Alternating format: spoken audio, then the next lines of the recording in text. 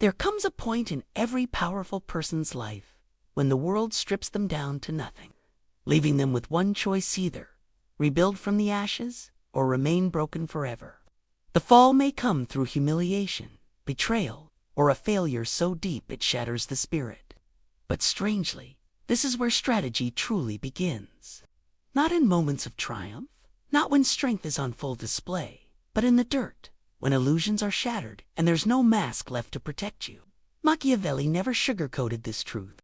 His words carried the weight of rulers on the edge, men exiled from their homes, leaders facing execution, kings on the verge of losing their crowns. His message was painfully simple. When you are weak, you become prey. When you are emotional, you become bait. And if you rebuild carelessly, you won't resolve, construct a prison around yourself instead of power. So how does a ruthless strategist rebuild? The first step is brutal. They discard their old identity like a snake shedding its skin. There is no mourning, no nostalgia. The version of you that was betrayed, overlooked, and dismissed was not designed to win. That version was built to be liked, to be accepted, to fit in. And Machiavelli would whisper his warning: the moment you cling to that image is the moment your enemies win. A strategist accepts with cold clarity that the old self must die, not with pity, not with shame, but by design. This isn't recovery. This is reconstruction. And reconstruction begins with the harshest step of all: detachment. The noise is silenced. The opinions of others are erased. You no longer ask for validation. You retreat, not to escape, but to observe. This isn't healing. This is war planning. In that silence, the strategist writes not emotional journal entries, but intelligence reports. They record exactly how they were broken, what weakness was exploited, what signal invited disrespect, where was tolerance mistaken for fragility. Each observation becomes a blueprint, because to rebuild without acknowledging the cracks is to guarantee collapse. Once detachment sets in, the strategist begins mapping their power zones. Everyone possesses leverage, but most fail to recognize it. Why? Because they mistakenly define power by approval, by what others think, by seeking validation. But the strategist knows better. Power is not found in the superficial need to be liked or accepted. Power lies in control, the ability to define boundaries, set limits, and decide what is and isn't allowed in your life. The first step in reclaiming control is realizing the areas where you hold the strongest leverage. What can you say no to? This simple question uncovers the power zones, those places where you don't need anyone's permission to take action, to walk away, to refuse. It's not about being liked. It's about becoming unshakable in your decision-making. Who do you no longer need in your life? What people, situations, or obligations are draining your energy without offering anything of value in return? Strategists build their lives around these zones of power. They stop clinging to things that aren't necessary for their goals. They stop wasting time trying to fit into places that are not meant for them. They understand that true power does not lie in pleasing others. It lies in commanding respect and influence without compromise. The key is recognizing where to draw the line. If you are persuasive, the strategist stops wasting energy on trying to be universally likable. Persuasion is about compelling those who are already receptive to your message, not about winning everyone over. Charisma, that's a distraction. Charisma is a tool, but precision is the weapon. When you understand your strength, you stop trying to be good at everything. Instead, you become a master of one thing, an expert in your chosen area, something you can rely on when everything else falters. The power zones of a strategist are also defined by how they choose to spend their energy. Most people scatter their efforts in multiple directions, trying to maintain a balance between too many tasks and responsibilities. The strategist, however, doesn't fall into this trap. They understand that focus is the essence of power. They know exactly where to allocate their time and resources for maximum impact. This leads to resource alignment, the second major step in the process. The ruthless strategist never wastes time on things or people that weaken them. They understand that energy is their most valuable resource, and once it's drained, it cannot be easily replenished. Imagine you're building a fortress. You don't keep the doors wide open for anyone who wants to walk in. You guard your resources like a sovereign king who knows that the wrong influence can ruin everything. The strategist cuts out anything that isn't serving their long-term goals. This is done immediately, with zero hesitation. People who drain your energy, gone. Habits that weaken your focus, cut them out. Addictions or unhealthy patterns, eliminated. And this is where most people fail. They attempt to rebuild their lives, while keeping the very things that caused their downfall nearby. They keep toxic relationships, unhealthy habits, and distractions that pull them away from their ultimate purpose. The strategist knows better. They don't negotiate with poison. They cut it out immediately. This is what makes their strategy so powerful. They do not waste time. They act decisively. The strategist's life becomes a carefully curated ecosystem, where only things and people that contribute to their growth and power are allowed in. It's not about isolating yourself from the world. It's about managing who and what has access to your energy. The ruthless strategist doesn't allow anyone or anything to dilute their focus. Next, the strategist turns to their image not to impress, but to intimidate. They understand that appearance is one of the most powerful tools in their arsenal. The new image they create is not for validation or approval. It is designed to intimidate, to make others think twice before challenging them again. This is not about noise. It's about mystery. Once you've been shattered and rebuilt, you don't return to the world with explanations. You return as an entirely new version of yourself. You walk into rooms like you belong there, but you never offer justification for your transformation. You simply embody it. In fact, you become unrecognizable to those who knew you before. Machiavelli warned that rulers must appear virtuous, but only when it suits them. The strategist understands this on a deeper level. Their new image is carefully crafted for a specific purpose, to intimidate those who might question or challenge their power. They become like a shadow in the room, not to be seen until it's too late. Their silence, their calm demeanor, and their mystery cause others to second-guess themselves. It is not arrogance. It is cold, calculated confidence. A psychological firewall emerges. Drains, delays, distractions. They are erased, not fought, erased. This isn't a matter of just ignoring people or problems. It's about creating a wall of indifference around you so thick that it becomes impossible for anything that doesn't serve your strategy to enter. The strategist no longer reacts to petty annoyances, criticisms, or emotional triggers. They do not give attention to things that have no strategic value. Instead, they are unreactive. The moment you start defending yourself, explaining your choices, or reacting to external provocations, you're wasting precious time that could be used for execution. The cold math here is simple. Every second spent in explanation is a second stolen from execution. A strategist understands that, and this is where they separate themselves from the crowd. They don't defend themselves. They let people talk. Let them say what they want. You stop caring. This isn't about being cold-hearted. It's about psychological control. The strategist knows that their greatest power lies in controlling the narrative. When you stop explaining yourself, when you stop justifying your actions to others, you take away their power to define your story. They no longer have a say in how you are perceived. By maintaining psychological detachment, the strategist can observe situations, conversations, and conflicts without getting emotionally entangled in them. They learn how to distance themselves from the noise, the drama, and the triviality that consumes most people's lives. This detachment isn't about being distant or aloof. It's about being selectively engaged.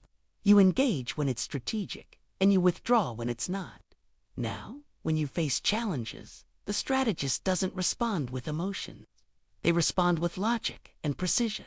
When confronted with setbacks, the strategist does not flinch. Instead, they make calm, calculated decisions, unaffected by the chaos around them. They may experience frustration, anger, or sadness, but these emotions are filtered, assessed for their utility, and then either released or put to use. The strategist moves forward with emotional sovereignty, becoming the master of their feelings instead of being ruled by them. Every emotion is now observed before it is felt. The old version of you might have reacted to an insult with anger or defensiveness. But the new version, the strategist, sits back, evaluates the situation, and asks, what does this reaction serve? Will it help me achieve my goal? Or is it just a distraction? This is brutal self-discipline. The strategist does not let emotions dictate their behavior. They don't react to everything that happens to them. Instead, they respond strategically. If they feel anger, they ask, will this anger help me? Or will it weaken me? Will it create an advantage or make me vulnerable? The same applies to any emotion, whether it's joy, sadness, or frustration. The strategist controls how emotions are expressed, using them when they're useful and suppressing them when they're not. Once the strategist has mastered this emotional detachment, their next move is speech control. Words are no longer thrown around carelessly. Every conversation, every sentence, every word has purpose. The strategist no longer speaks to connect with others. They speak to shift dynamics. Every word is an instrument of power, carefully chosen to position themselves or influence others in a way that furthers their goals. No longer do they vent, overshare, or comfort others just to be liked. Instead, their speech serves one sole purpose: to enhance their power and position. When the strategist speaks, every word is like a scalpel, carefully cutting through the noise and shaping the environment around them. Silence, when it serves them, becomes their most powerful tool.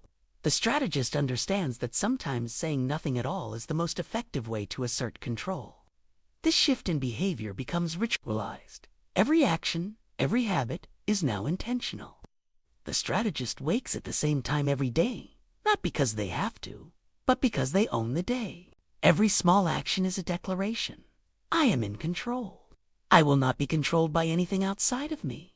This includes even the way they enter a room. Every movement becomes deliberate. The way they walk, the way they stand, the way they speak, all of it reflects their newfound power. There are no rushed steps, no nervous energy. Every movement is calm, measured, and precise. They are the threat no one prepared for. And this becomes their posture. Not arrogance, but cold precision. In the next stage of the transformation, the strategist develops the most lethal weapon of all revenge through evolution. This is not about petty revenge, not about striking back in anger or frustration. The strategist does not engage in direct conflict with enemies. Instead, they evolve so completely that their enemies are left behind, unable to even recognize them. When the strategist rebuilds, they don't return with a loud statement, a confrontation, or a dramatic scene. They vanish quietly and strategically, and then reappear as someone else, someone untouchable, unrecognizable. The attacker is no longer even in their league. They don't need to fight the battle because they've moved so far beyond the attack that the attacker's words, actions, and presence no longer have any power. This is the deepest sting of all. Not that you fought back, but that you've grown so far beyond the attack that the attacker's actions are rendered irrelevant. They no longer have a role in your life because you've elevated yourself to a point where they can't even touch you. And this is how you re-enter the battlefield. You don't announce your return. You don't shout from the rooftops. You don't demand attention. Instead, you change the energy in the room. You walk in, and everyone feels at heaven if they can't explain why. Something is different. You are different. But you never have to say it. The room knows. The energy shifts, and the strategist is taking control once again. So leverage must come before loyalty. Assets that command respect must be built before emotions that plead for it. Most people try to build relationships on emotion, hoping that loyalty will form the foundation of their power. But the strategist knows better. Loyalty is unstable. It shifts with time, opportunity, and emotions. The loyalty of others can be bought or lost, depending on circumstances. However, true leverage does not falter. Leverage is something that forces others to comply because they need you. It is not based on feelings but on value that others cannot easily replace. The strategist understands this truth and builds leverage that commands respect. They become irreplaceable by mastering something that no one else can offer. This could be an uncommon skill, knowledge that is hard to access, or an influence others cannot replicate. The strategist ensures they hold power over things that others cannot easily walk away from. What makes them indispensable? It's not just their presence, but what they bring to the table. What can you offer that others can't? If you cannot answer that, then you have no leverage. Once leverage is secured, the strategist moves on to information filtration. This part is critical. The average person scrolls through content mindlessly, consuming information that has no value or utility. The strategist, however, is much more intentional. When the strategist consumes information, they ask, does this enhance my leverage? If the answer is yes, they absorb it. If it's no, they discard it. They do not allow their mind to be polluted with noise, distractions, or irrelevant details. Everything they consume is carefully selected and refined for its potential to sharpen their aim, increase their power, and support their mission. Their mind becomes a gatekeeper, only allowing the most useful and impactful ideas to enter. By filtering information with such precision, the strategist ensures they stay ahead of the curve. They are always adapting and evolving, but they do so intentionally. In a world filled with distractions and endless opinions, the strategist is constantly refining their focus, knowing exactly what to let in and what to block out. As the strategist moves through this period of intense self-reconstruction, they embrace coldness, but not in the traditional sense. It's a coldness that appears outwardly polite, even respectful, but beneath the surface. There's a silent message. I see everything, and I owe you nothing. This coldness is strategic distance. It's a way of creating psychological space between yourself and others. This isn't cruelty. It's detachment by design. In every interaction, the strategist controls the flow of energy. They are no longer emotionally reactive. They no longer get pulled into unnecessary drama or distractions. This coldness is a shield. It prevents others from getting too close to them emotionally. When people sense vulnerability, they will often offer comfort. But the strategist knows that not all comfort is comfort. Some comfort is a trap-away to keep you soft, to keep you controlled. The strategist sees this for what it is and walks away from any attempt to manipulate or soften them. As they continue their path of self-reconstruction, they start to realize a crucial fact. Not all comfort is good. The strategist does not make the mistake of getting comfortable with people, habits, or even successes that may slow their progress. They remain on edge. They constantly push themselves to evolve, to transform, to become unrecognizable to the world. They don't stop until they've reached a level where they can never be broken in the same way again. They don't react with anger or vengeance. They don't seek to prove anything to anyone. Instead, they let their evolution speak for itself. They disappear for a while, quietly working on themselves, improving, sharpening their skills. And when they finally reappear, they do so unrecognizably stronger, more precise, and more dangerous than ever. Their enemies don't know what hit them because the strategist has shifted the playing field. They've evolved so much that their previous weaknesses are no longer relevant. The strategist wins without lifting a finger.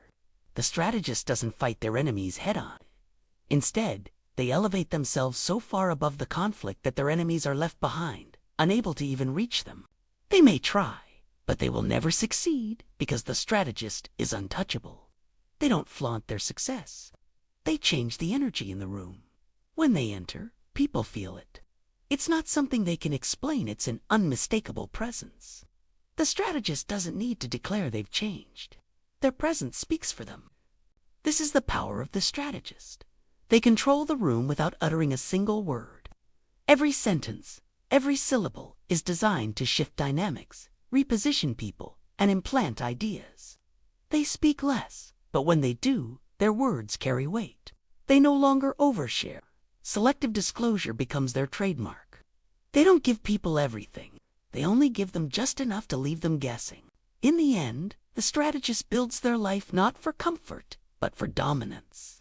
They continue evolving, staying ahead of the curve, ensuring they're never caught off guard again. They're always preparing for the next phase, always keeping their eyes on the future.